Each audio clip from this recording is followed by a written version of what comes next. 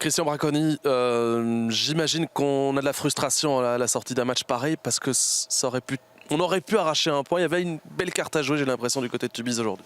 Ouais, une grosse déception par rapport aux résultats. Grosse frustration aussi par rapport aux faits de jeu qui sont passés parce qu'on prend le deuxième but sur un temps fort de notre part et puis l'expulsion de mon joueur derrière qui nous pénalise parce que je pense qu'on a pris le match par le bon bout. Je pense qu'on fait une mi-temps très cohérente, première mi-temps.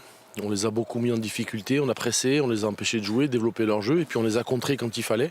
En deuxième mi-temps, on avait plus la main mise sur le jeu. Et puis malheureusement, on fait des erreurs qui nous sabordent en quelque sorte et on se fait harakiri, quoi. Donc c'est là où je suis frustré. C'est que j'aurais voulu justement, sans ces erreurs-là, voir mon équipe, comment elle allait évoluer. Après aussi, il faut reconnaître aussi qu'on joue sans attaquant ce soir, notamment en première mi-temps. Donc c'est compliqué de conclure les occasions, de se créer plus de situations. Mais je dois avouer que mes joueurs ont été héroïques, hein, encore une fois. Ils ont tout donné, ils ont été au bout d'eux-mêmes et on retiendra quand même du positif. Ouais, parce que même si le bilan comptable est nul aujourd'hui, le tableau, il y a plusieurs points positifs. Les joueurs ont réussi à s'adapter aussi à des situations qui étaient compliquées durant cette partie. Et puis avec toutes les défections que vous connaissez, il y a du positif à retirer de cette rencontre. Oui, on avait un secteur offensif qui était amputé de quelques joueurs. Ce soir, on perd 2 joueurs, 2 défenseurs encore. Et c'est une adaptation systématique, comme vous le dites. On change de système, on passe à 4 derrière, ensuite on a expulsé, on repasse à 3 derrière. Donc, et justement, je pense que mes joueurs justement s'adaptent bien, répondent à toutes ces exigences-là. Mais en même temps, je pense qu'on aurait mérité un point. Voilà, je pense qu'on mérite un point sur le nombre de tirs qu'on fait aussi, le nombre de situations. Je pense qu'on mérite un point.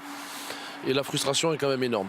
Surtout cette frappe de Goudiaby qui file à quelques centimètres début envers. Ouais, la tête de Goudiaby, de Salomon aussi, et cette frappe de Goudiaby, le hors-jeu de Naha. Donc on a des situations effectivement qui auraient pu nous permettre de revenir au score. Mais bon, après on avait une très bonne équipe face à nous, mais je pense qu'on leur a posé des problèmes et on a montré que notre 3e place dans cette 2e phase n'est pas forcément usurpée.